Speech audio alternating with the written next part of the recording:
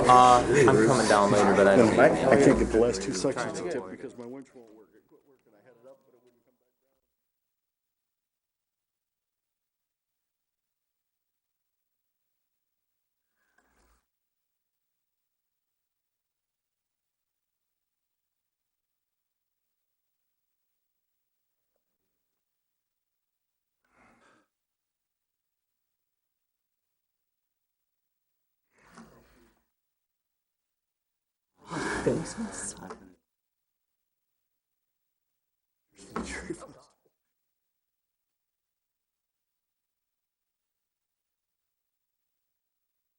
Top of this so I can get my shirt off.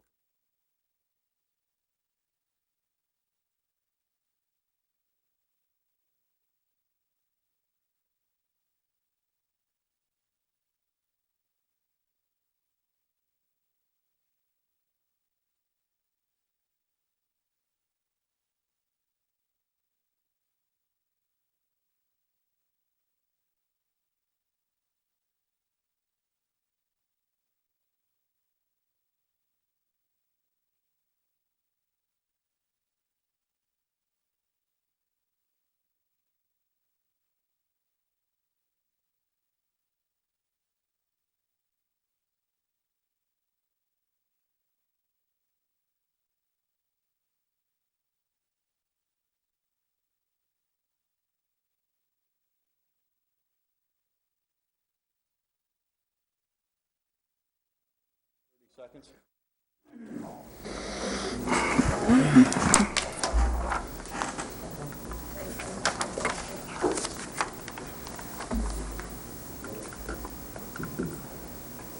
Good morning, everyone. Welcome to the Grand Traverse County Public Health and Safety Committee. While this is a committee of the whole, this committee makes decisions and recommendations to the Board of Commissioners meeting at the end of the month. We will start by standing for the Pledge of Allegiance, please. I pledge allegiance to the flag of the United States of America and to the republic for which it stands, one nation, under God, indivisible, with liberty and justice for all. Call, please.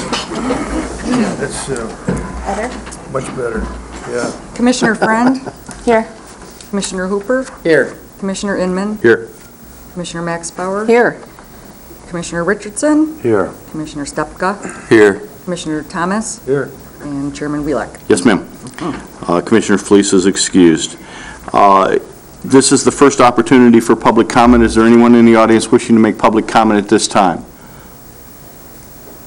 Seeing none, we'll move forward with the agenda. There is a second opportunity for public comment at the end of the agenda. Would you read the consent calendar, please? You do. Approve the agenda. Oh, approval of the agenda. Is there any items to be added? Motion to approve the agenda. Second. Motion by Friends, supported by Inman. Dennis? I have two items that I'd like the board to consider adding to the agenda. Oh, wow, Okay. missed the chance. We'll amend it. No. Go ahead. Go ahead. Well, the first one is a budget discussion. We want to present you with the numbers for the budgets that we're going to be giving to the departments today. And if it's acceptable to you, I'd suggest maybe a new business. That would be a place to put that. And secondly, I just got back last night from a lawsuit negotiation, and so we need to have a discussion under closed session of Hines versus Grand Traverse County. Hines versus Grand Traverse Hines County. versus Grand Traverse County. Motion to approve agenda as amended. Second. Support. Motion by Friends, supported by Inman, to approve the agenda with the additional items of a budget discussion under new business and a closed session for Hines versus Grand Traverse County. Further discussion? All those in favor say aye. Aye. Opposed, the same. Motion carries. Now we'll do the consent calendar. Okay. The purpose of the consent calendar is to expedite business by grouping non-controversial items together to be dealt with by one commission motion without discussion. Any member of the commission, staff, or the public may ask that any item on the consent calendar be removed therefrom and placed elsewhere on the agenda for full discussion. Such request will be automatically respected. If any item is not removed from the consent calendar, the action noted, receive and file, or approval is approved by a single committee action adopting the consent calendar. A, receive and file. Number 1, Veteran Services Activity Report, May 2010. Number 2, Veteran Service Draft Minutes of June 24th, 2010. Number 3, Commission on Aging Report. Number 4, Commission on Aging Committee's minutes for June, Finance, Program, Community Relations, Endowment, and Executive. Number 5, Commission on Aging 2009 Annual Report enclosed. Number 6, Community Corrections Report for May 2010. Number 7, Prison Commitment Rate. Number 8, THIS, PRS, and TASS reports. B, approval. Number 1, Public Health and Safety Committee minutes of June 2nd, 2010. Number 2, Grand Traverse Sheriff's Office 2010 Marine Safety Grant Agreement for Equipment Purchase. Number 3, Grand Traverse Sheriff's Office, Office of Highway Safety Planning. Number 4, Healthy Futures Services Agreement Renewal. Number 5, Subcontractor Agreement from the Michigan Public Health Institute, MMLC. And number 6, Counseling Services Agreement Amendment. Having heard the consent calendar, is anyone in the audience wishing to have any of these items removed? Seeing none, is there anyone from the board wishing to have the items removed? Mr. Chairman, I would move that we approve the consent calendar as is. Support. Motion by Hooper, supported by Thomas, to approve the consent calendar. Any further discussion? Roll call, please. Commissioner Hooper, Yes. Inman, Yes. Max Bauer, Yes. Richardson, Yes. Stepka, Yes. Thomas. Yep. Chairman Wheelock. Yes, ma'am. Consent calendar is cleared. I'll vote yes, too. Sorry? I'll vote yes, too. Brent. I'm still a rookie. Okay. This brings us to Grand Traverse Sheriff's Office. Doesn't matter at that point anyway. You have 7 yeses, it doesn't matter. Good morning, gentlemen. Good morning. I'm Nate Elger, under Sheriff Grand Traverse County. Tom Bensley, Sheriff Grand Traverse County. I believe the first item we have before you is the Marine Safety Program Grant Agreement for 2010. This is a 75-25% match from the Department of Natural Resources and Environment.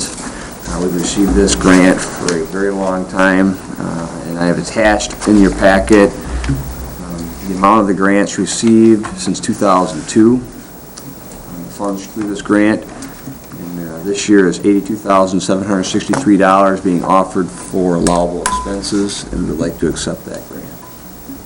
Move for approval. Support. Motion by Inman, supported by Friend, to approve the acceptance of the Marine Safety Grant. Further discussion? Those in favor say aye. Aye. Opposed, the same. Motion carries. The second item in front of you today is a grant request for the purchase of a snowmobile through the Department of Natural Resources and Environment. We have submitted a grant application for equipment specifically for 2 snowmobiles and a trailer to be used on designated snowmobile trails and within Grand Traverse County for snowmobile enforcement. We presently have 2 snowmobiles. They are aged. They're not quite antiques, but they're close. And we wanted 2 new sleds. The Department of Natural Resources and Environment approved a grant for 1 snowmobile and a trailer. If approved, we would be required to provide a match in the amount of $1,316. And that, we believe that money could be found. And we would like to accept this grant. When I started riding the snowmobile, the most expensive one on the market was half of what your 15% match is.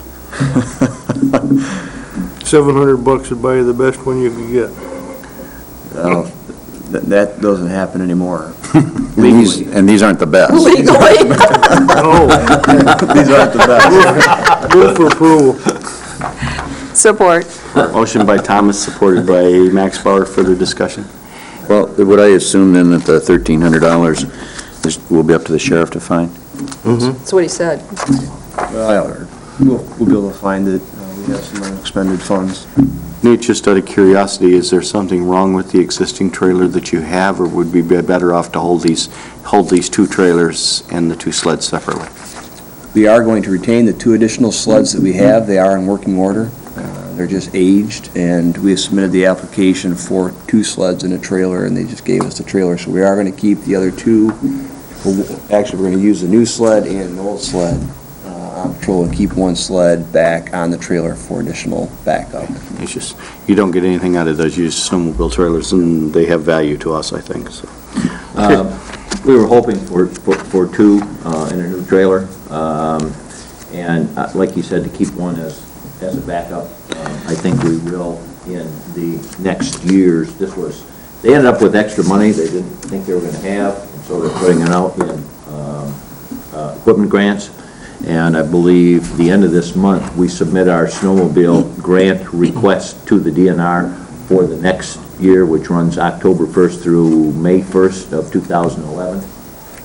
And we're going to ask for a matching snowmobile, so we have 2 new ones, keep 1 in reserve. Now we have 2. If one of them breaks, we don't have a patrol because we sent 2 officers out, and on a busy weekend, we could be sitting home. So that's why we're trying to keep a 3rd so that we can go every weekend, even with the breakdown. So we'll see. Besides, they never know when they gonna need an extra machine to chase that old guy on that $700 machine. We have a motion and a second. Further discussion? Those in favor say aye. Aye. Opposed, the same. Motion carries. Yeah.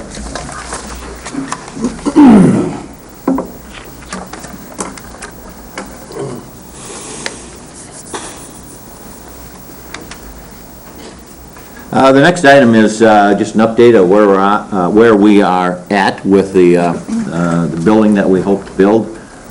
We have some slides here, and I'll try to point some things out. We have some preliminary plans. We have some preliminary cost estimates, and we're in the process of getting ready to get some actual bids to see what the bottom line is going to be. And just for your Edification. hard for me to see, but I think I know where I'm at here. This is the Hammond Industrial Center property, and the county road. Where am I?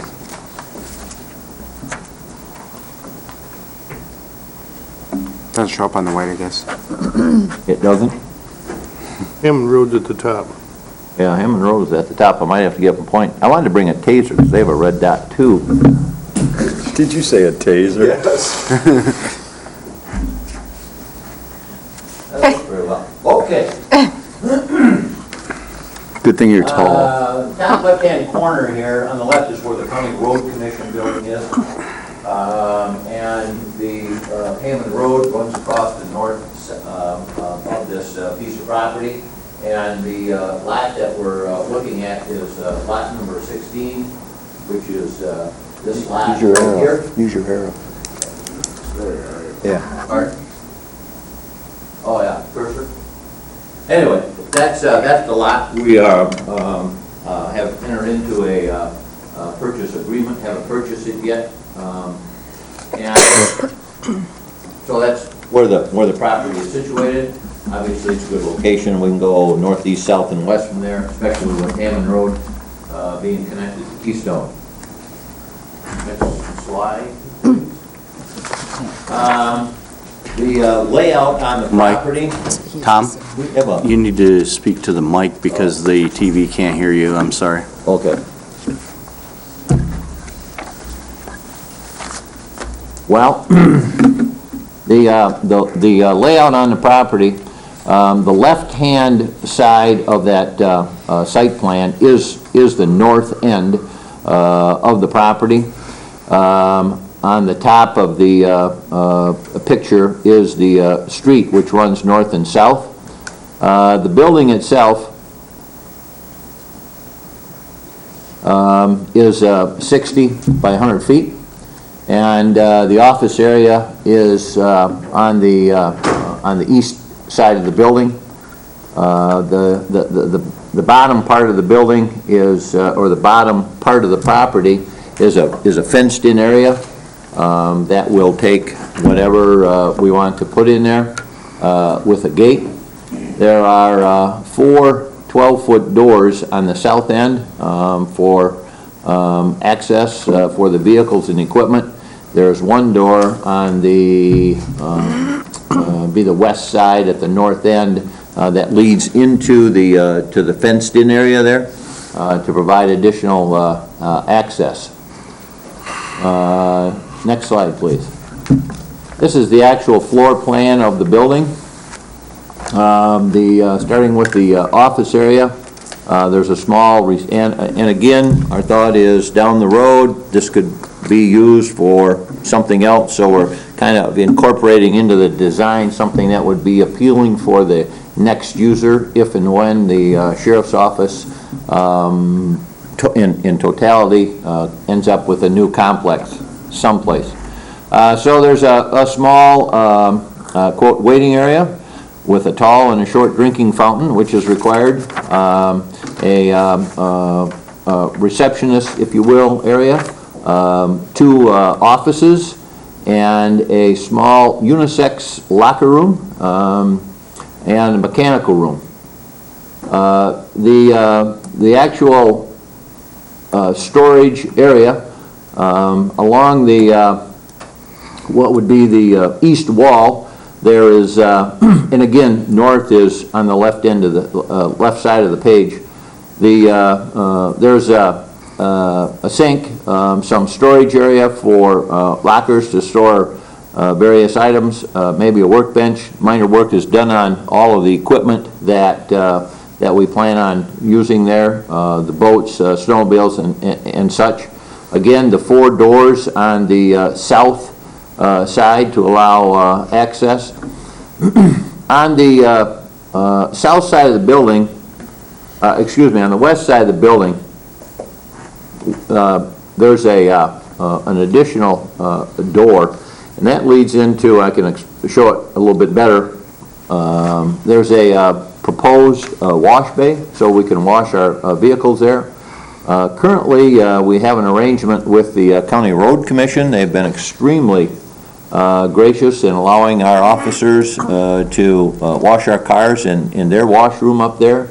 We were asked to leave the city garage, and they've been extremely helpful, and that is open and accessible to our officers 24 hours a day up there.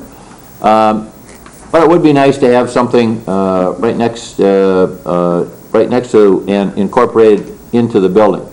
Just to the north of that wash area, we're thinking of a covered carport, so we could store cars there, fleet cars. They'd be out of the rain, sun, and snow.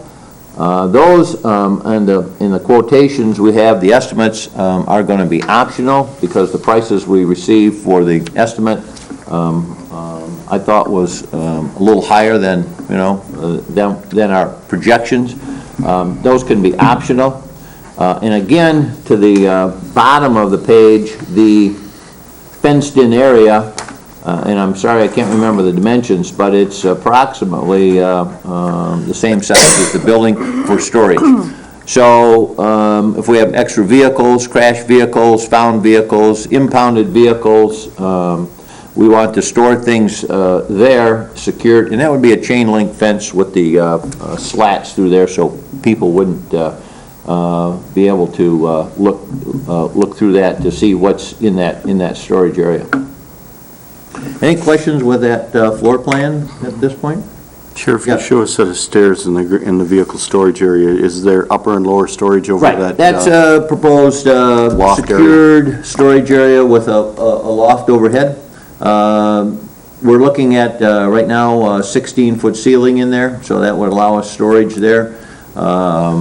Overhead for things that don't really need to be secured. It would be fenced, but things that, if there was some dust collected on them, it wouldn't be a big deal, like extra tires or screens or cages for the patrol vehicles, things of that nature.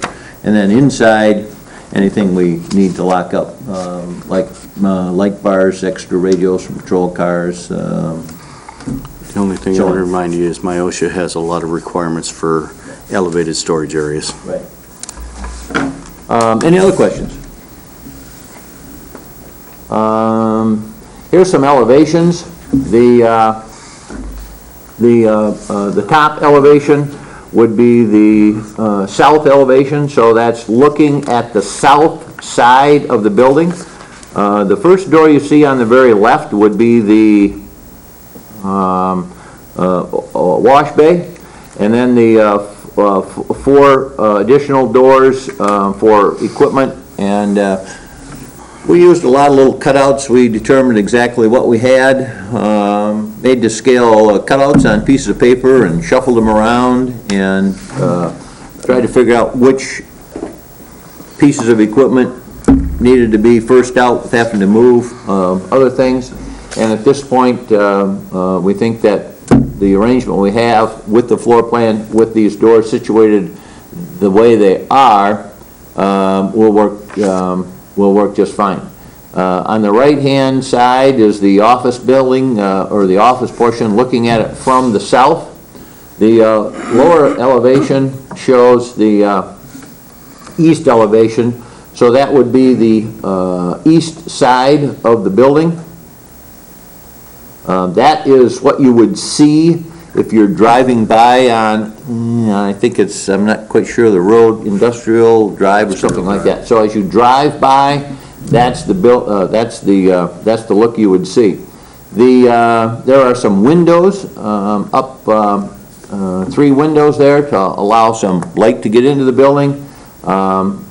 And the building itself, although that looks like it might be siding, is what we're thinking is I think they call it split block. It's regular concrete blocks, but they're not smooth. They call them split, but I don't know how they make them in such a way that it's very textured, and with a couple of different colors. So it's not just a vinyl sided or aluminum siding building. And I'm trying to think, there's a lot of those that are constructed in the area.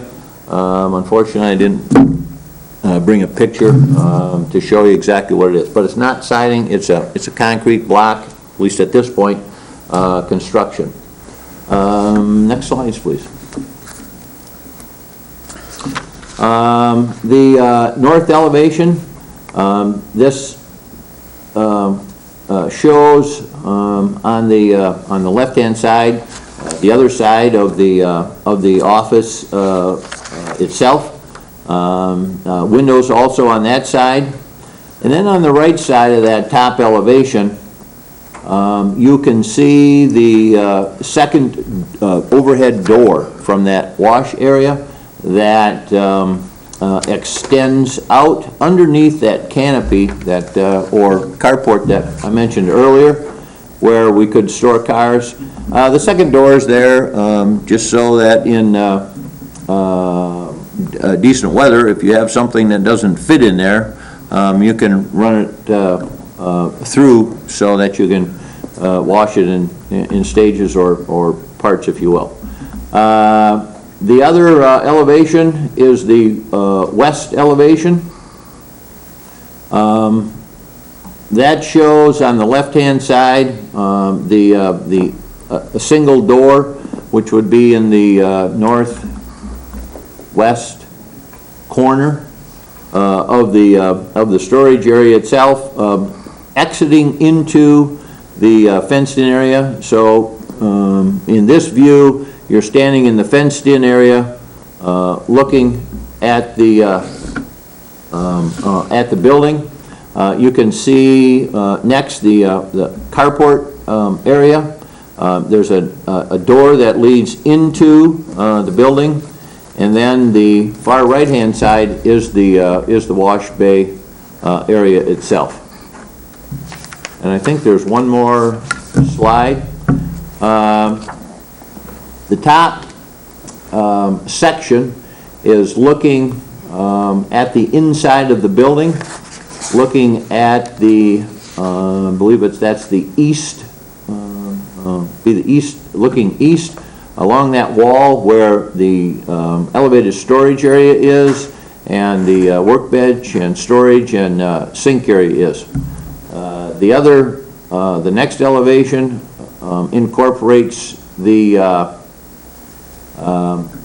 not elevation, but the section incorporates the actual office building itself, inside of the building looking to the south, at the garage, the 4 garage doors, and then the wash bay area. And then the other 2 are just general cross sections, one of the building itself, the storage area, and the other of the office area. This would have for the most part, flat roof.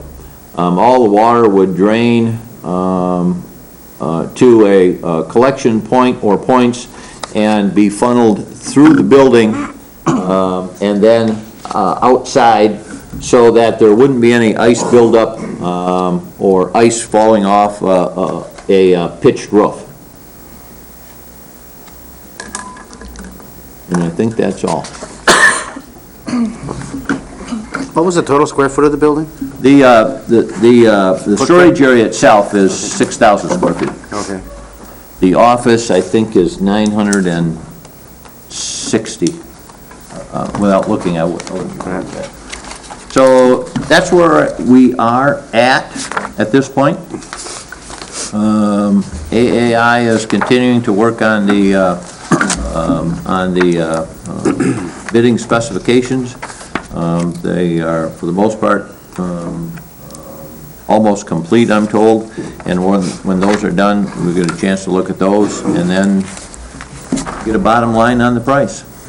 Who's out here full-time again? I'm sorry? Who are you having out here full-time again? Your That would be an office for marine, snowmobile, and ORV. And they would operate separately and independently out of that office. Currently, the equipment is next door, and their office is on Woodmere. And they go there, and then they come here, get the boats, and they go out and they bring them back. And So I take it they've given you some feedback on the plans? pardon? I take it they've given you some feedback on the Yes. plans? Oh, yes. Yeah, absolutely. You mentioned Yeah. the cost came in a little higher than anticipated. The cost,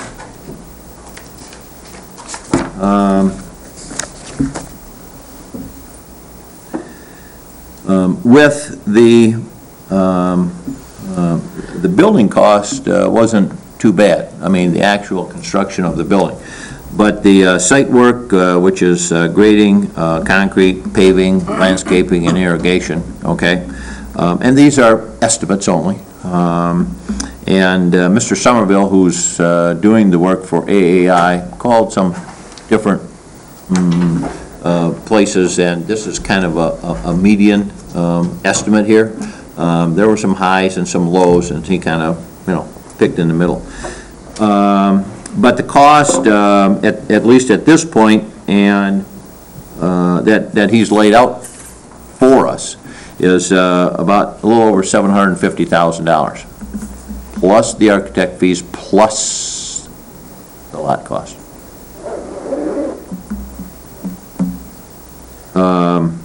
But if we don't have the wash area, if we don't have the canopy area, if we don't have that inside storage area, those costs can be reduced quite a bit. So, Those will be bid as alternates. right, yes. So we'll say, what's this building? And here's an option that we'd like. How much did that cost? And here's another option, that type of thing. So we've got a pretty good price on the building. How much higher was that than you were anticipating? I'm sorry? How much higher was that than you were anticipating? What were you thinking? I can't remember. Well, when we received the seizure money, we asked for suggestions from all the employees on both sides of town, the jail and the Woodmere office. What do you think we should, use these things for? And we got a list, and we just estimated the cost. Just and that came out to how much money we had. I penciled all these things in. One of those things that we purchased with this, one of the most recent things, what were the tasers. We also just contributed some money to the Child Advocacy Center. Okay, so all those things were in there also. And I penciled in $500,000 for a storage building. Okay? And obviously, this is much more. Now, some of those things on that list, we may be able to set aside and use that money. For example, there was some money in there for equipment and furniture and a complete revamp of the jail medical office, if you will. I don't have the list with me, so I can't tell you some other things. Other than we were looking at a computer-controlled, simulated shooting program that brings up hundreds of different scenarios and actually has shoot-back capabilities. Shoots back at you.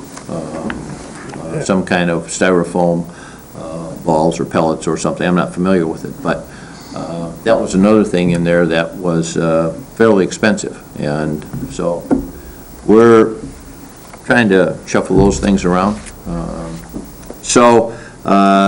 We don't have a, quote, bottom line yet, but that's, considerably more than we estimated at the start of this about a year ago. Okay, I But just didn't remember. I was thinking. we're not done yet. Planned on about 600, but I, Yeah, the sheriff and I have talked about it a lot. I mean, they're going to bid these alternates. Right. He's been very conservative in his approach to what he's willing to spend on this, so I'm real comfortable with that. But also, the other big unknown is until we bid it, we won't know. I mean, he was just telling me about a building in, I think, was it Benzie that they built? And the price came in at about 60% of what they estimated the cost to be because of the economy. And, we've had other projects in the area that have come in lower than what was, projected. So until we get the bids back, it'll be really hard to tell, I think. Yeah. I mean, this, unfortunately, has been a lot slower process than I would hope for. But we may be able to save $85,000 or $90,000 on these alternates. The wash rack, the covered storage area. There may be some other options in Emmett County at their sheriff's office, administrative office. They have a standalone carport, which is just some steel posts and a tin roof, and the sheriff up there says that works very well. So that may be an alternate to one attached right to the building, set back someplace in that fenced-in storage area.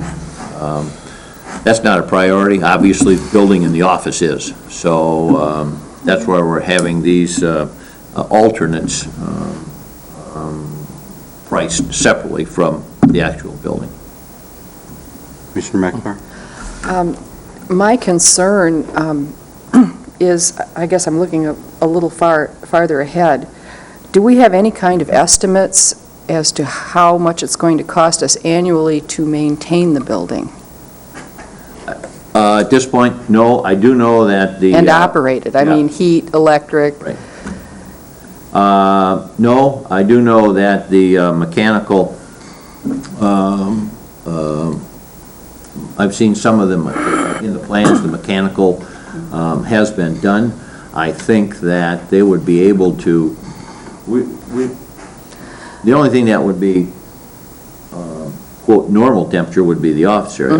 Although the building is going to be heated, it's not going to be 85 degrees. We want it warm enough to help snow off the vehicles if they come back with snow on them, keep them, fairly warm. What temperature is that? I don't know, 55, 60 degrees. And I think we could probably ask Mr. Nealis to give us some kind of an estimate on the heating costs, which I'm sure would be, the lighting I don't think would be much, but Well, we could probably get I've an already, estimate. I've already talked to the architect about this, and he's going to Okay. provide us with some estimates of cost to operate. A lot's going to depend on what the final building looks like, whether we have this wash bay and things like that. We will have those estimates, though. This facility is connected city water, or county water and sewer, correct? All the utilities are Are there. How tall are the overhead doors, do you know? 14, so that's, I counted panels and I got 14, so that's why I wondered. The other piece, when you talk about vehicle wash bay, one thing that, is always a concern in the neighborhood I live in is that when we're moving boats from one lake to another, we make sure that we wash them off between, so we don't take any parasites or anything with us. So, it's one of those things that we think about, we think about a wash bay, that it's a place for us to wash trucks, but the primary purpose, or cars, the primary purpose for this is for our marine and snowmobiles. And it is, with the invasive species that have come into our communities, it's very important that we wash these boats off between times, taking them out of one lake and taking them to the other. So, another reason to select that option. It's just one of those things, okay? You guys are probably already doing that, aren't you? I'm sorry? You're probably already doing that, aren't you? No. Oh, okay. Typically, the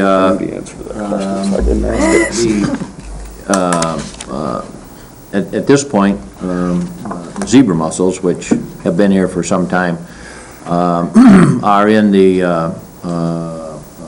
East and West Bay. And they're starting to spread to some of the inland lakes.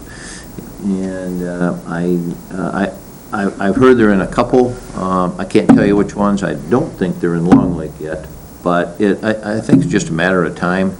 It's not the shelled mussel, it's the juvenile, which is a tiny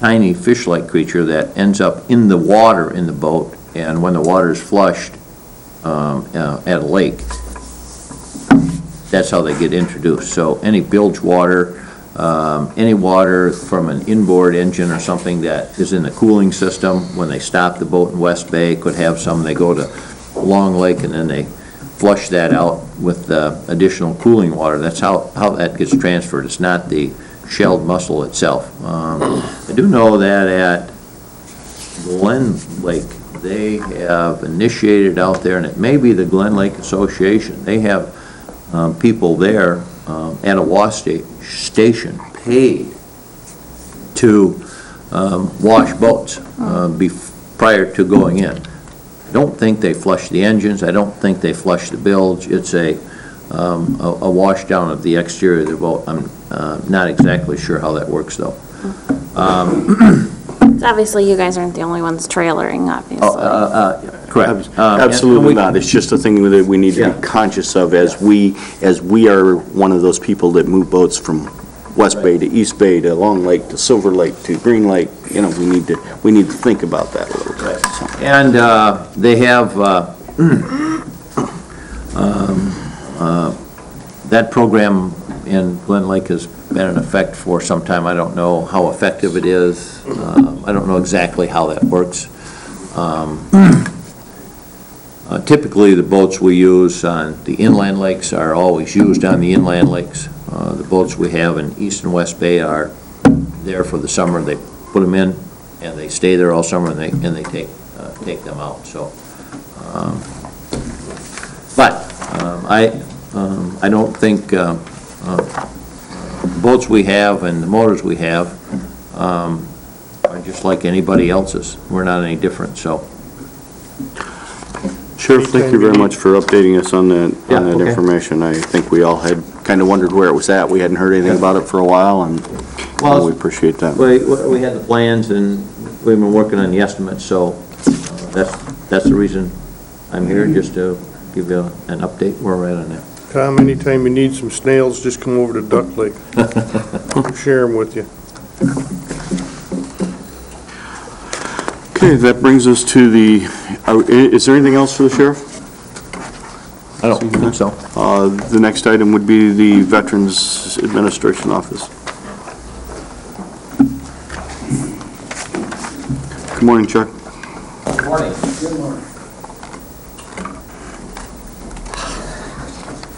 Chuck Lurchin, Director of Veterans Affairs. With me today is the Chairman of the Veterans Affairs Committee, Jim Wagner, who's on the committee representing the Vietnam War veterans.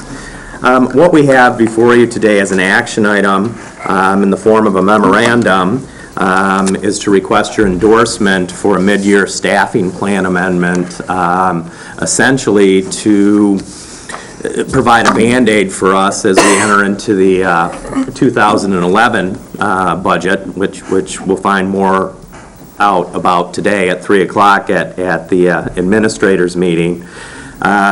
They actually voted to make this amendment, as it's referred to in your memo, back in May, and we were going to bring it to you in June.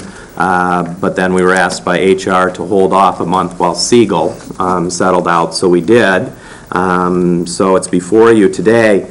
The only thing that I would like to add to it, and then I'd be happy to answer any questions that you have, is that as you proceed forward with your endorsement, if it's positive, that we be allowed to post the position pending full board approval at the end of the month so that we can be pretty much ready to go by the 1st of August. So the request, the memo is pretty short, pretty sweet. We're using existing 2010 budget funding just for the remainder of this budget year, and everything else will be addressed for 2011.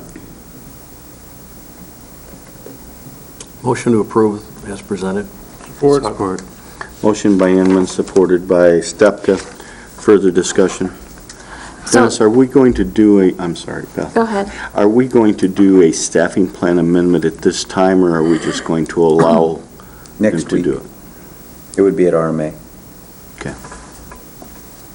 So you have a clerk's position right now that is vacant? No, it's actually filled right now. The Okay. clerk's position is filled. That would be eliminated and replaced with the assistant case manager, who can take on more responsibilities and do more, thereby relieving the case manager staff some of their workload right now, and we're well in excess of 30 days now, which has always been our targeted wait time.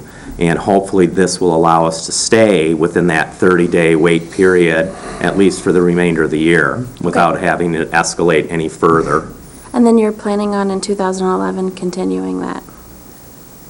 At this point in time, we won't know very much until later on today where we're headed with 2011. Okay.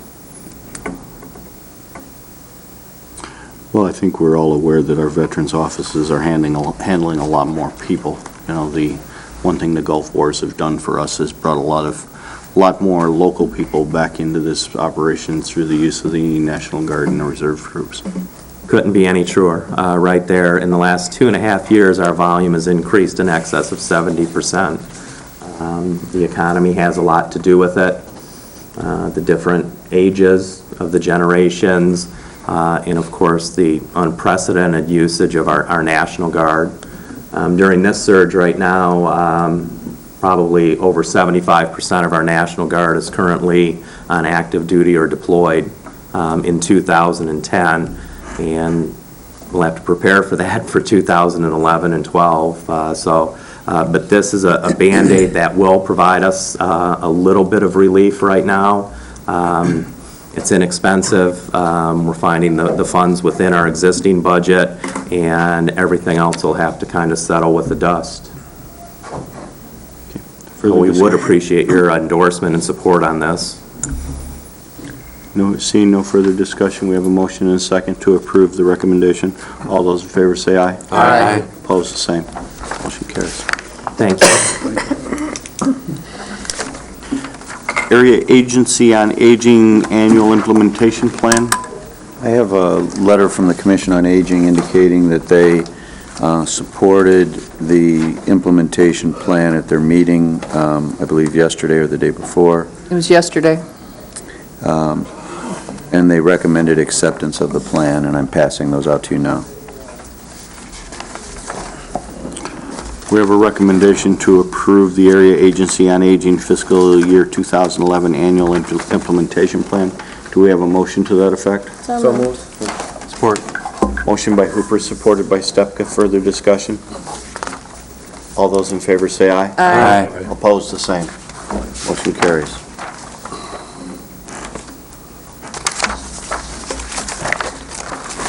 You can have the original.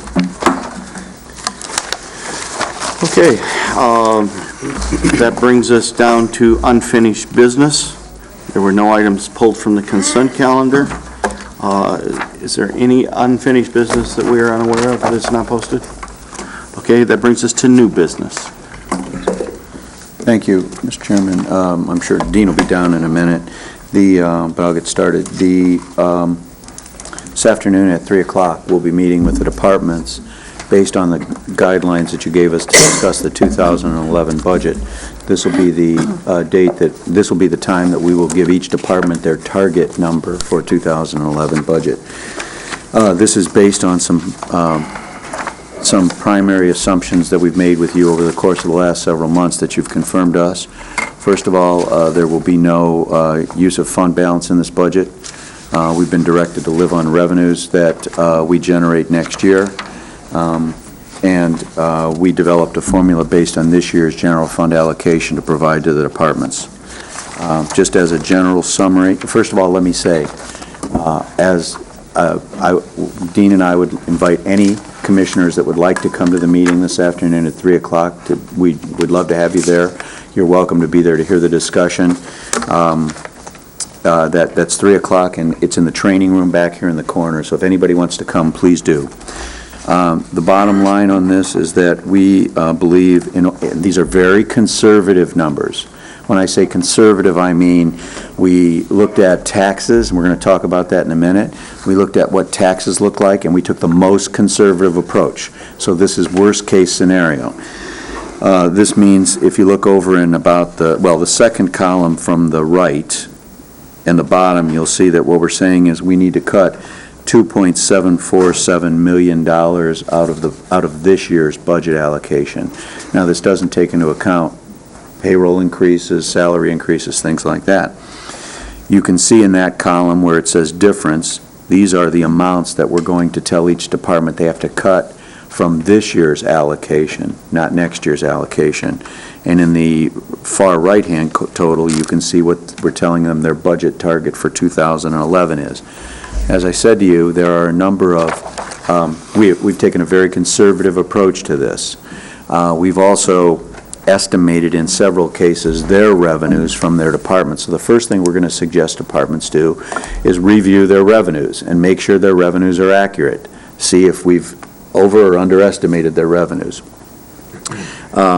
But I guess, again, and then we're going to give them these numbers to target. So, for example, and I've already talked with the chairman and the vice chairman about this, the Board of Commissioners budget, you're going to need to cut $39,691 out of your existing budget, out of your present budget next year to balance your budget under this allocation plan.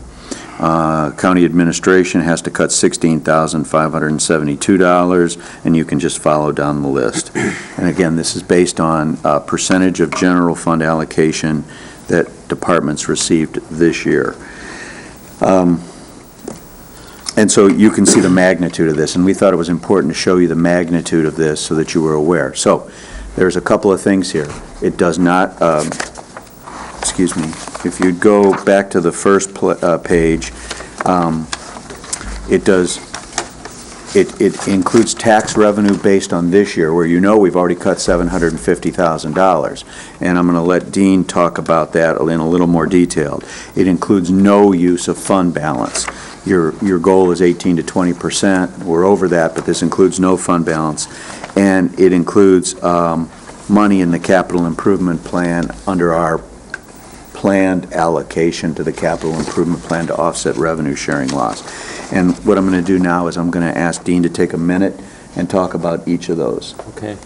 Let's start with tax revenue. The whole focus here is on revenues, but tax revenues are included as the first item. They're under non-departmental. It's the a component of the $25 million number. I projected tax revenues based on information that we had in terms of the equalization report, the taxable value. And one of the things that we wanted to do was be very conservative. As the number 1 indicates on the bottom of the page, at this point in time, we're not including any consumer price index increase.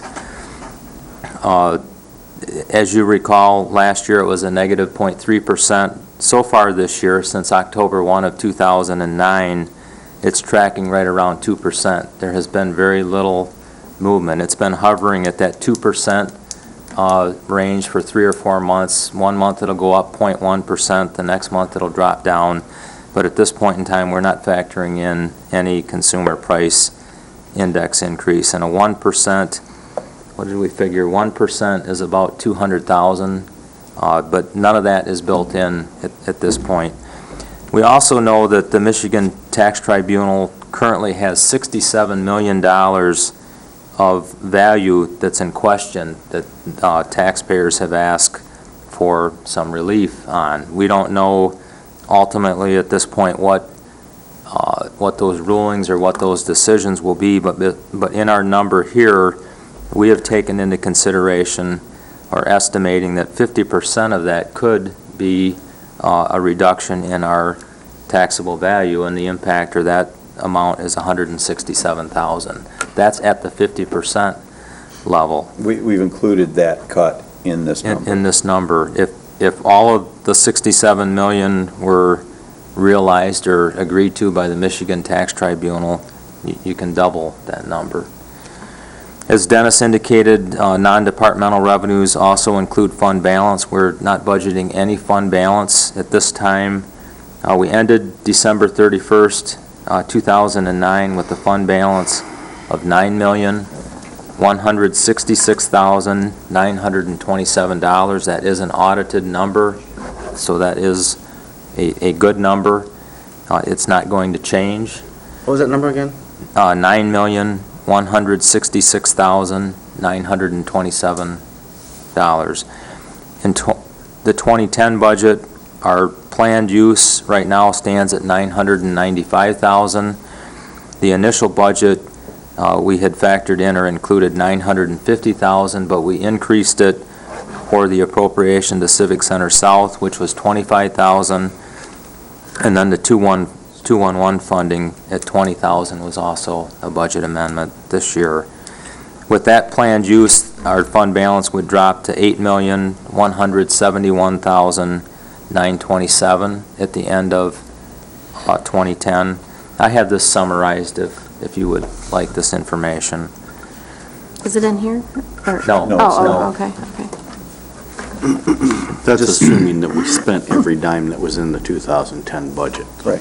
And in 2009, we did, correct? We spent about 2,000. but then you added those things at the end of the year. So we almost spent it all. We had a small balance left. The planned use of fund balance in 2009 was $450,000. We closed the year after all audit adjustments at $402,000. So the performance was slightly better than what we budgeted. And that amount of the fund balance that wasn't used was used then to cover those 2 additional appropriations. And then going back to the sheet, at this point in time, we're not including any increases in personnel costs or requests for new staffing. We will provide the departments with their current staffing costs and benefits when we meet with them this afternoon. One question, cut you up. Now, the fund balance of $8,171,000, is that, you said that's over 18% of our budget? It is at Well, it this depends what point. our budget ends up being. Okay, I see. We're So cutting it's our like budget saving by $3 million, so Right. it would be probably. There are about, here's what we're going to do. We don't know where you'll decide to end up on this when you get into your budget hearings, but we don't want to wait till budget, okay? So what we're going to do is, if it's okay with you, at each of your next 3 or 4 meetings, just like RMA, Ways and Means, we're going to take one or two items at the end of the agenda and ask you to spend 15 minutes to half an hour listening to our analysis of it, and then having questions and answers in a hope that it will help prepare you for when the budget comes to you. So example, maybe at RMA next week, we will take tax revenue, and we're going to try to lay out an analysis of the tax revenue. We'll show you what we anticipate could happen if it stays at 2%. We'll show you, in more detail where we see the Michigan Tax Tribunal, just so you have the scope of that in your mind, but we're not putting anything in the budget for it. You may, and see, the problem is September is when the state sets the consumer price index based on the September year. So when you get the budget, when we give you the budget in August, we won't even know what it'll be. When you start deliberating in September, you will know what it will be. And we can do some further calculations for you at that time. So we'd like to take some time at each of the next several meetings to discuss the capital improvement fund balance in detail, tax revenue. We also have in this budget a $750,000 contingency, because we know, for example, I just told the sheriff, he's still sitting upright, I'm happy to see that, his budget Yes, but he has no under power. here is over $1 million in cuts. Okay? Well, I'm assuming some of you will say that. And so we built a $750,000 contingency in here. But what I'm telling you is, depending on your decision, there are other avenues to put revenue back into this budget if you want. We're paring this budget back. Now, ideally, our preference would have been to be able to pare it back according to your priorities. But because we're still in the development of that, and we'll have that ready in 2012, this is an interim step that, quite frankly, I'm not real happy about, but I think it's one that we need to take. It's that correction that has to be done. So we'll give you all of, I've already had commissioners say to me, what are the options? What other options do we have? And so we're going to prepare those and have discussions with you, if you allow us, over the next month and a half. So when you get the budgets, you'll have a pretty good idea of what your options are to go other ways if you choose to do so. Chris? Dennis, I've asked you this before, and I'm going to keep asking it. Are you, and hopefully the answer is still yes, are you looking in this budget where we can look to contract services? We are going to talk to the departments about that today. I can tell you, as I told you last week, the answer to that is, in several areas, we are looking at contracting services, at the possibility of contracting services, comparing them to the cost of doing the services. I'm sure it's not to the scope that you may envision at this point in time. I think that's probably most appropriate when we get to 2012 and budget for outcomes. But yes, the short answer to that is we're making inroads in that direction, and you'll see some examples of that in the budget. But remember, this whole premise of this is allowing the departments who have the expertise to decide programs and how they're going to administer programs. This is putting the responsibility for the decision-making back on the departments, as opposed to administrators who may not fully understand the budget, or frankly, in some cases, commissioners that may not fully understand the budget. Larry? I want to make a couple points. One is that, Dick and I had a chance briefly to meet with Dennis and Katie regarding the county commissioner's budget. And fortunately, we have always had a surplus in our budget that's carried over every year. So, we had that to work with. I think based on some of the things that Dick and I looked at, we probably want to bring back maybe some kind of summary for you to look at in terms of a recommendation for our side. Some of the challenges that we have on our side is that there are a number of costs that are allocated to us. For some reason, some point in the past, they decided to book it under the Board of Commissioners instead of either cost allocating it around to the other counties or putting it in general administration or whatever. But, for example, the audit is $38,000. We can't go back and ask the auditor to cut 10%. The cost of labor negotiations and defending lawsuits, that cost is put into our budget. We can't ask attorneys to take 10% cut on those. We have mandatory advertising that we need to do in the paper, so we can't cut those expenses. So there's very little discretionary items that are within, the Board of Commissioners line items that, once you get a chance to take a look at it. So that's part of the challenges that we have with respect to us. So we'll have to have a little bit of discussion about, we have to do our fair share, but some of the things that are thrown in on our side of our ledger, there is no discretion to reduce, so I'm not sure what to do with that at this point in time. We will talk about that more, but for example, I did get an answer for you. The audit, which is in your budget, is cost allocated to all the other departments, and it comes back to you in revenue.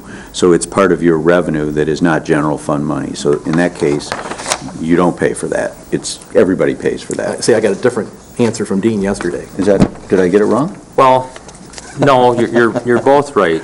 How diplomatic is that? We get the credit, but they still require us to do the cut. There is a revenue under the Board of Commissioners, Commissioner Inman, the $54,482, and part of that cost is all of the costs that we can legitimately recover through the cost allocation plan, which tracks those costs. It tracks the audit cost. It tracks the $10,950 that you pay to have the indirect cost study done. It takes a share of the personnel and the attorney costs and recovers those or charges those back to places where we have federal grants. In front of the court, prosecutor, the courts where we have the other two counties that contribute. So there is $54,482 that comes back, and it's made up of all of those costs that are allocated back and shared with all of the departments. And the recovery is not greater than that because there are most of the places, the cost centers like finance or the sheriff, there's no benefit to charging those costs back. There's no external revenue source. I mean, you'd be charging yourself. I could make all of the Board of Commissioners' budget be allocated to all of the other departments, but there's no real revenue. The $54,482 is the revenue that you can realize from external sources. Okay. So in any event, we're going to take a quick look at it and get you some suggestions back for that. Can we offer suggestions? Yeah, I mean, no, we're just going to, I've got one. we already know what yours is. All right. So, any event, we'll look at that. We were thinking about, cutting travel down to a very minimum. Our per diem is always over, in terms of what we budgeted, and we were thinking about having maybe per diem just to assign boards, but you're certainly welcome to attend the meetings. Those are some of the things that we're looking at.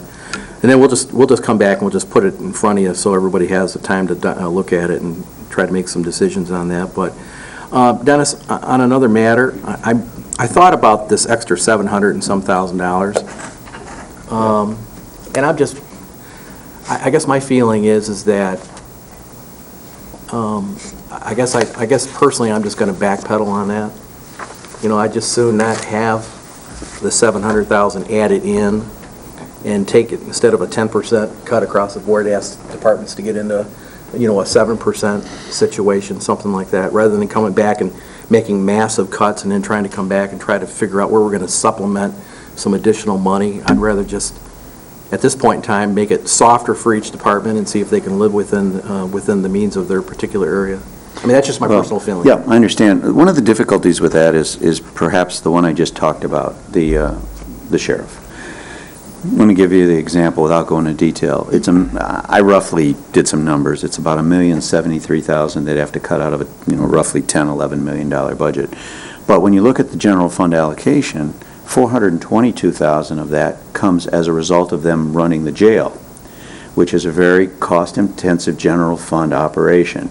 Now, we all know, or I assume, that there's very little you can cut out of the jail operation. We've already contracted medical services. We've tried to do everything we can, but you have to have staff 24 hours a day to cover the... So, in a sense, the sheriff is penalized in that regard, and others may be in the same situation. The sheriff is penalized and asked to cut additional, which magnifies his cuts in other areas because he's so limited in his ability to cut a jail. Okay. I look at that and I go, and I say to myself, when you see that, if we follow through with this, you are going to say, this is an untenable situation, we need to put more money back into the sheriff's budget. If I don't give you a pot of money to work with there, let's say I just cut out that $750,000, well, the sheriff might only have to cut $800,000 that's still not tenable in any way, and you have no mechanism to help put money back into that. So based on, I think it was Commissioner Richardson's comments, which I thought were appropriate, you know, this isn't giving you the ability to make priorities on a $38 million budget, but it gives you a discretionary $750,000 budget, because I know this $2.8 million will not be an acceptable solution for the County Board of Commissioners. There are areas where you're going to want to put money back. Another example, a very simple example, you know, Chuck Lurchin was just in here and you approved changing a position. And I know you all feel very strongly that veteran services need more help. He's scheduled for a $46,000 cut. When I'm guessing in your mind, you're thinking about adding staff. So I felt it was important to give you some discretion in that regard. Now, in response, you also have other discretion that I started to talk to you about. One thing that Dean and I were talking about is, instead of budgeting $980,000 into the capital fund this year, maybe you decide we're just going to pay the road commission bond that we have, and we're not putting anything else in there. Well, there's $300,000-$400,000, okay? You might know in September that taxes are going to go up 2%. Well, there's another, you know, $400,000. You might decide that, and Commissioner Friend and I had this discussion, our policy is 18 to 20% of fund balance. Well, we're going to go to 18%, which might free up $300,000, $400,000, $500,000, but we're only going to spend it for capital projects, not one-time expenses. These are all discretionary things that you have, because I want to give you as much discretion as possible, because I think you're going to need it. One of the things that we're also going to do is I'm going to ask all departments today to at least give one measurement that will help you understand the impact of this. And I'm going to use the example today of the Veterans Office. I'm going to ask them to tell us what the wait time was in 2009, what the wait time is in 2010, and what the wait time estimated to be in 2011 based on $46,000 of cuts. So you can start to see the impact. The sheriff may decide number of tickets issued, response time. I'm not, you know, that'll be up to the departments to do. But while I understand your concern, and I also understand the difficulty that commissioners will have faced with $2.7 million of cuts, and really that could be magnified beyond that because it doesn't incorporate increases in salaries. I think most departments will be faced with cutting positions. You know, and $750,000 may not do it. I just think that it's better to give you some discretion, because I think there will be areas that you will absolutely want to increase. I guess maybe I'll take my turn first. Okay, guys. I guess the comments that I would have is, you know, having been here in 2003 and 2004 when we went through this thing again before, you know, these are tough decisions to be made, and you know it's interesting because when you look at the sheriff and, you know, $1.1 million for the cuts out of there, but, you know, I look at the line item and we're cutting $428,000 out of corrections. Well, depending on what our jail population is, that very well may not be even possible. We're cutting like $100,000 out of the child, $115,000 out of the child care fund. Child care fund, as we all know, is one of those things that you can flip a coin in November. How much are you going to be? You know, last year in October, we were anticipating we were going to be way short, and at the end, we were covered. You know, so it's just one of those things. This is a budget. It is a living document. We have to realize that it's also a fluid document, and the numbers are going to go up. They're going to go down. You know, and I appreciate Dean and Dennis's efforts, because this is going to be one very tough year to deal with. You know, if we stand by our commitment not to use any fund balance, and, you know, there are services that people in this community are accustomed to receiving that are not going to be available to them. Chris? One of the things I brought up to the Parks and Rec Board is that as a Parks Board, I want to have the discussion about how we handle operations at Easling Pool. That is $250,000 a year. Actually, I think last year it was $244,000. If we lease that out, if we lease the facility, that's $244,000, which is one of the reasons I continually ask Dennis about whether or not he's looking at contracting services, and where else might we be able to take a look at contracting services, and so that we can continue to serve the community as we have been, but at less cost. You know, I think I've indicated to the board and to Dennis a couple times, you know, we got the two big elephants facing us right now is, you know, if we can get our employees to pay 10% on their health care insurance, that's a huge number. I mean, that's over $500,000. If we could figure out the amortization issue with the MERS pension program and somehow get that back to a normal amortization, that's a huge number. That could be something less than $1 million in savings a year to the county. The other issues that, you know, when I make my way around like to NACO and MAC, I ask how other counties are handling some of their budget issues, which are more dramatic than the ones that we have, because they're in counties that have relatively flat growth and always had flat growth, and how they're dealing with their budgets. Some of the counties indicated that what they did is they closed, like, for example, half a day. They work from like 9 to noon or 9 to 1 on Friday on the ones that aren't 24-hour operations. And that has been, you know, so some of the employees have been taken from like 40 hours to 37 and a half. So they still get their full-time benefits. They just get shaved a couple hours a week. And they get Friday afternoon off. And that has been a substantial savings for the county as well. So those are some of the miscellaneous things that, you know, the out-of-the-box thinking that I don't know if it's appropriate or not to have discussion on, but those are some of the things that other counties have done. What's the status with the MERS amortization? I can't recall. We received the amortization, the analysis.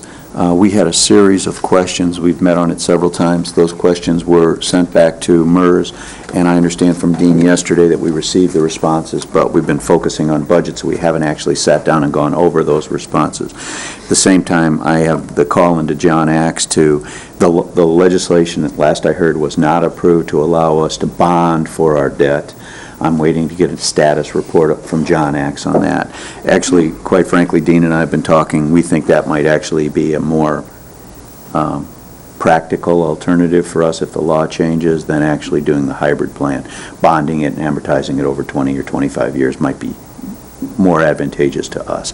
So we'll have that for you at budget time. We'll have a complete analysis of that. But Commissioner Emmons right, that could be, you know, $750,000 to $1 million, depending on the option that we choose.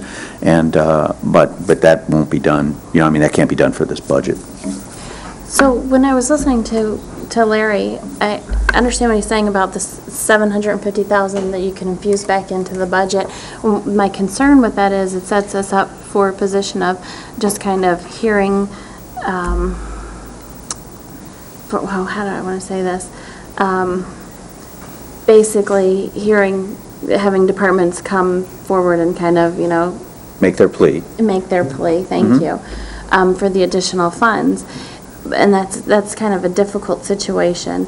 But at the same time, what we're looking at is straight across the board percentage cuts, which may not be applicable. It might be better to have, you know, 5% in one department and more like 10 in another. Yes. And so what you're saying is you're giving them a straight flat percentage. Yes. And then you're thinking that gives us the ability to maybe offset that percentage with the departments then. That's correct.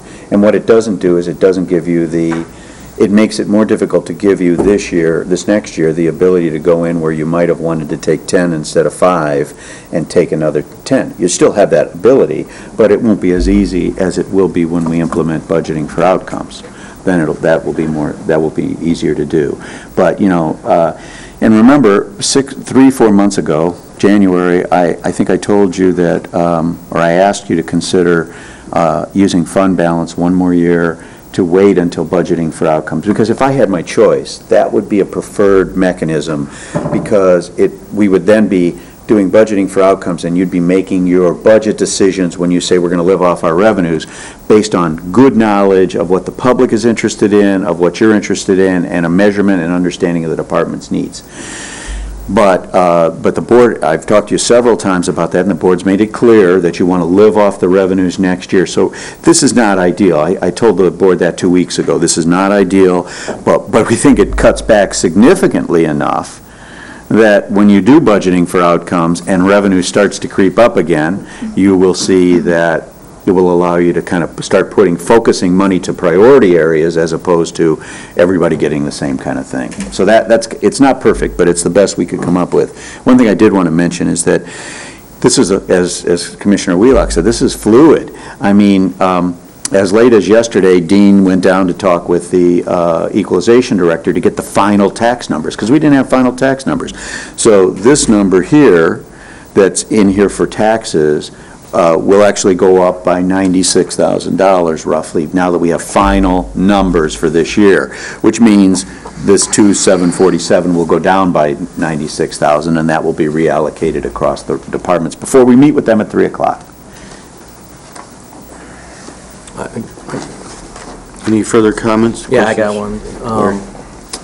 Dennis, the number of people I've talked about making my reports to the townships and those kinds of things, in a way, I think that if we have what people would be believed or perceived as an excess or maximum amount in fund balance, and we've asked the departments to peel back fund balances in their budget to correct 010, and we're asking people to potentially reduce their staffing levels for 011. It seems to me that it seems to me that the perception is going to be that we have to at least share in the economic stabilization feature of that fund balance. We were able to take that down to what we believe to be the rate where it should be. And if 18 is 18 or whatever it is, I am not adverse to taking in 011 taking the fund balance down to 18%. And I think that it ties in with what we've asked other people to do. I mean, if we've asked people to do it and we don't do it, I think there's a perception issue there. Even though, it's considered an annual expense rather than a one-time expense, I think that, I think there's going to be that viewpoint. Well, there's a couple of ways to look at that, Commissioner. First of all, I philosophically, I think, I don't disagree with that. I agree with that there's a reason for that. But I've talked to this board at least 3 times in the last several months and asked you, is this what you want me to do? And every time you've said, yes, this is what we want you to do. So that's why, in fact, Dean and I talked yesterday and said, I want to bring it back one more time before I go to the departments, and that's why we're here this morning. I would not have a problem with that. But the other side of the coin is the argument, and Dean and I talk about this constantly, the other side of the coin is this.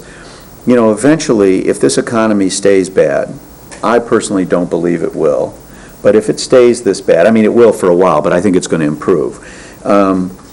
The theory that you've told me about living within our means annually on the revenue that we make, that is a good, prudent, conservative approach to budgeting. And so on one hand, clearly living within the revenue that you generate makes good sense and is a prudent way to go. The other side of the coin is, in the good years, you've saved money, and in the bad years, you spend a little bit of money. And I would say that let's say that the next 3 years is bad, and you've used fund balance, and you spend $2-3 million, and you're down to $5-6 million in your fund balance in 3 years. And the economy improves, and we start getting a lot more revenue, the way we did back in 2005, 6, 7, you look back and go, well, that was a pretty prudent way to go. We didn't have to cut services and those kinds of things. On the other hand, if the economy stays bad and our tax revenues go flat or drop, you're going to be glad you made the cuts. Remember in 2004 we made the cuts? We were so proud of the fact that we did it ahead of everybody else, and we took care of the problem before it became a huge problem, and then now you see all these other counties that you talked about making these huge cuts, where we were able to go another 6 years without having to do much. But you're right. I guarantee you this afternoon, when I walk into those meetings, probably this guy here will be one of the first ones to tell me, we got a $9 million fund balance. Why are you cutting $1 million out of my budget? But that's why I wanted to talk with you about it. I'll do whatever you want. I mean, if you tell me today, Dennis, go back and calculate what 18% is going to be and drop this number by that, I'll drop that number by that. But it's very important that we not give mixed messages to these departments. we have to decide, and we have to move forward. You know, we can't go back and forth, and that's really why we wanted to have one last discussion with you. I agree with that. Chris? Where are you at that 15 to 18%? It was 15 to 18% was the policy. No, it's 18 to 20. Was it 18 to, I thought it was 15. 18 to 20, correct, Dean? Yes. 18 to 20. Okay. Do we remember, what is that target rate? What numbers are we looking at? We were using revenues as our base. I mean, there are other ways you can base it on expenditures, but it really is going to be determined on what the budget is set at.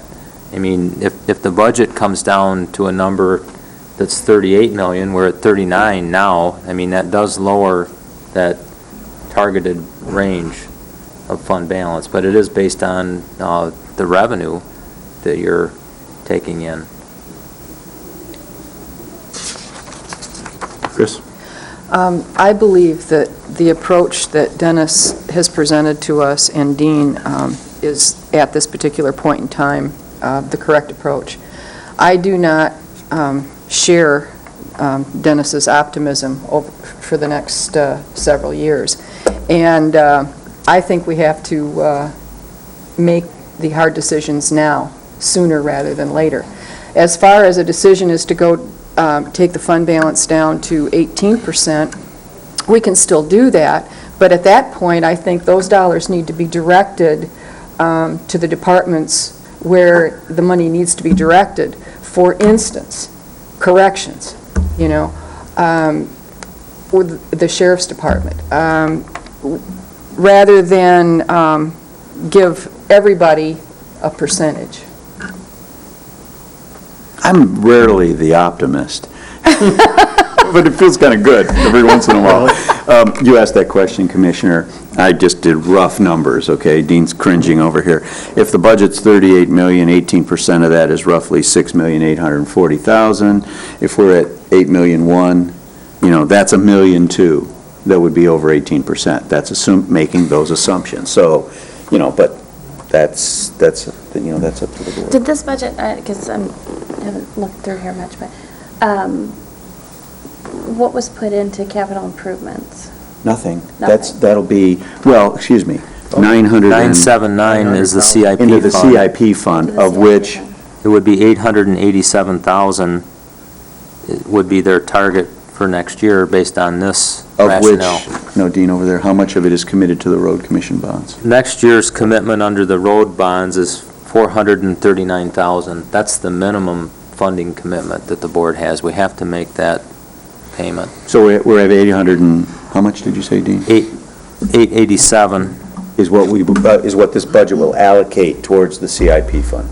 Well, I guess obviously we're not, you know, we can continue this discussion if you want, but I don't think we're going to come to an agreement because I, like, you know, some of the others think that, you know, we were conservative over the last 10 years and that's how we got the fund balance to where we are. If we need some of that money, I'm willing to spend it, but that's not necessarily the consensus or the majority. I have no idea where we're at with that, but, you know, the thing about it is we need to make sure that where we're spending money, we are getting the optimum use and benefit from that dollar. You know, and I'm not excited in any form about decreasing or increasing any of these budgets strictly based on a percentage. I just don't think it's a fair way to do it. I think we have to look at specific programs, what they cost, and what our benefit to the community is. I agree again. And the only way we do that is looking at line item by line item in these budgets. And, you know, and I realize that those of us in this room with a couple of sections over on the other side don't have the expertise in those individual line item budgets, but I'm always willing to listen to departments about what programs they run and what the benefit to the community is for them. Commissioner, I know you said line item by line item, but I don't really think, I know we've had this discussion a lot, I don't think that's what you really mean. And in fact, in budgeting for outcomes, you don't look at line items. You look at program to program. Program by program, not and I know line that's item what by you line meant, I item. want to just make sure I had that straight. Ross? I pretty much agree with Sonny, and I think we need to be flexible. I do think you have a good approach here, which is cut a lot and then figure out where where we need to maybe restore money. I'm certainly not opposed to using some fund balance. I'm not as pessimistic as Commissioner Maxbauer. I don't know if I'm as optimistic as you are, but You're probably smart in the middle.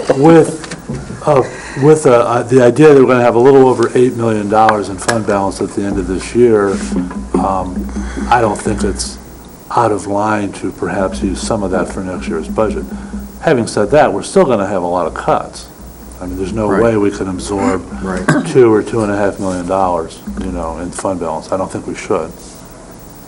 And you haven't Sonny? even considered the revenue from cat licenses. Well, I know. You know, those are looking better all the time.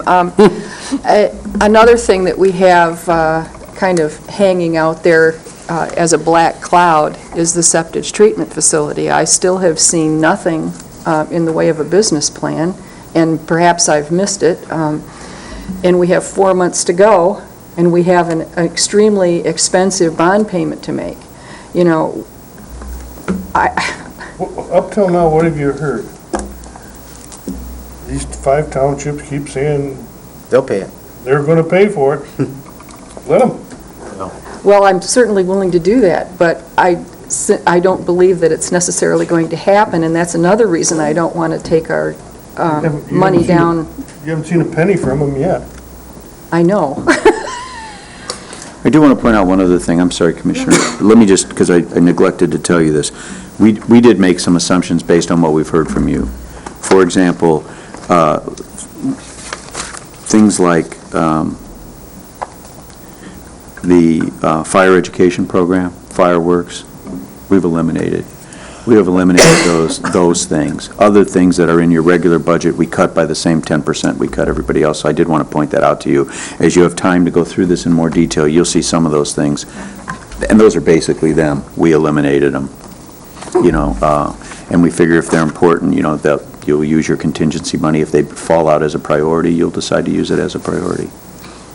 Yes, Commissioner? I want to agree with Ross Richardson's comments. I remember a conversation we had when you were in your temporary office and looking at, going towards kind of a service-driven, budget eventually, but knowing that we couldn't implement that for 2011. And in the interim, you may have to use a portion of that fund balance to kind of go through and make sure that your budget aligns correctly, but the less we use of it, the better. But I think the whole reason that we have the policy is we know what the minimums are where we want to be at. And if we stick to that, and then anything in excess of that, if we use it in a dedicated, smart way, then that may be appropriate. And I think and that's why I just wanted to be sure that, it sounds like I'm hearing some support for using some fund balance. But I think it would not be wise at this point to infuse it into this budget before I give them their cuts, because the more I do that, the less discretion you have, and the more in an area, let's say, where you didn't want to spend any more money, the more money that they're going to have in that budget where you never really had any intention to give it to them. So I think it sounds like, if you're okay, we're going to go forward with this today. I'm inviting any of you who want to come to hear it. You are certainly welcome. And then when we get done with that, is it okay with you if we start having little seminars in your regular meetings, 15 minutes? I think we're Half an hour, and we'll put 1 or 2 topics each time. And then after the first one, if there are topics that you have that you want us to add to the next meeting or whatever, we'll add those to a future meeting and we'll provide analysis of that.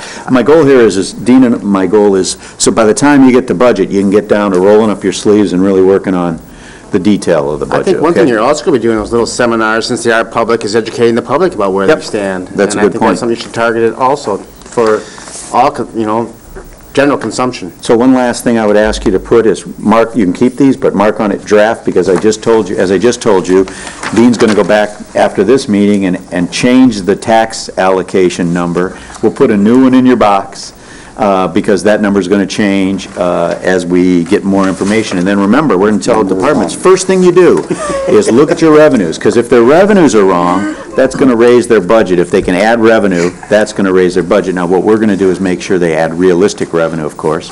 And then one other thing I'll just mention that we're going to tell them this afternoon, we're not going to let them go in and cut phones, IT services, or indirect cost, because those are all tied in. We're still going to make IT cut 10% like everybody else. We're going to tell them that any positions that they cut, they're allowed to take $1,000 out of the IT line item, or we have numbers, based on what Donna's provided us for actual costs. So we'll tell them that, but there are certain areas we're not going to let them just go in because, like my buddy, the sheriff over there, first thing, the indirect, or the IT number. Former buddy. Former buddy. I was wondering when he was talking about that new thing where they practice shooting, if there was a slide of us up there, that they get to practice with. They can digitally put anyone's face in that they choose to do, in case you're referring. All right, So we're going to mark this draft 1A, because this afternoon we'll have A 1B, right? That's correct. Did you hear yesterday what Arnold did to the whole state? He cut all state wages to That okay? minimum wage. To who? Who did that? Everybody in California got cut to minimum wage yesterday. Arnold. How would you like to put up with that? Do we need further budget discussion at this point? Okay, this brings us to the opportunity for second public comment. Is there anyone in the audience wishing to make comment at this time? Boy, she's better than There is. this guy coming up here. Tom Bensley, Grand Traverse County Sheriff. A few minutes ago, Mr. Aloya made mention of each department giving one example of how your proposal would impact their operation, and I'm not going to wait. I'll tell you right now. Some rough numbers. Our budget this year is about $12.5 million. 85% of that is personnel. That equates to, and again, these are rough numbers, about $10.5 million. And 15% of that are the operating costs. Cutting $1 million means, proportionately, means out of our personnel budget, we cut $750,000. And out of the operating costs, we cut from $1.9 million, $150,000. And if we look real hard and sharpen our pencils often, that may be done. But $750,000 from the personnel line item equates to 10 people. Right now, we have 25 deputies paid for by the county. If you take 10 from 25, that leaves 15. By looking at this cost sheet and adding those cuts, that equals about 13 people. And like Mr. Aloya said, the jail is an operation that we have to do, and we have to staff over there. We can't just take 5 people out of the jail. So, in a nutshell, there's our example.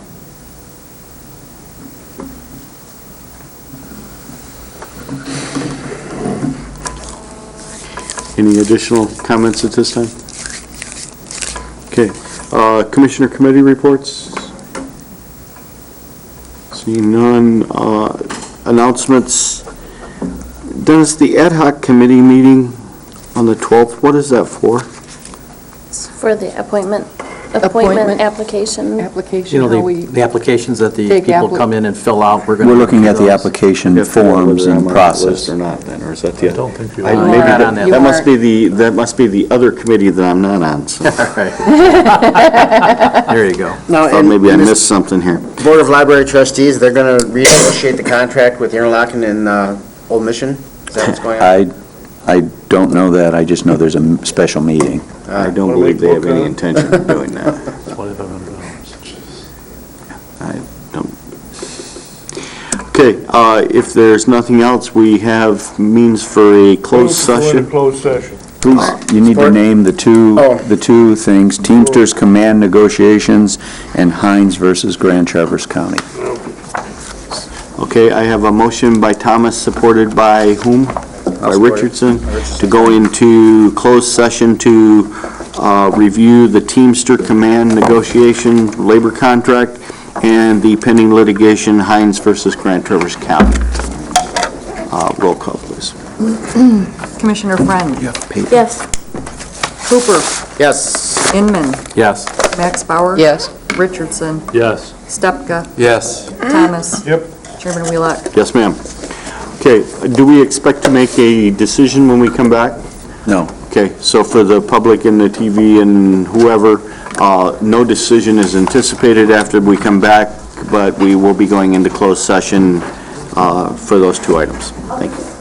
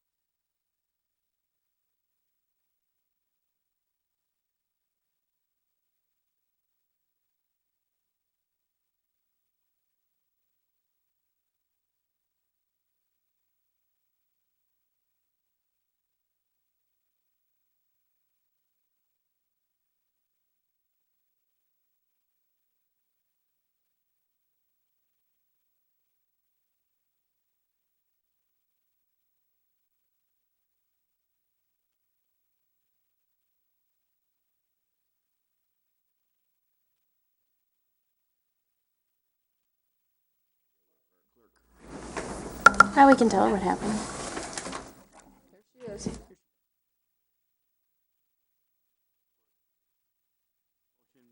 Friends, supported by Hooper to come out of closed session. All those in favor say aye. Aye. Opposed?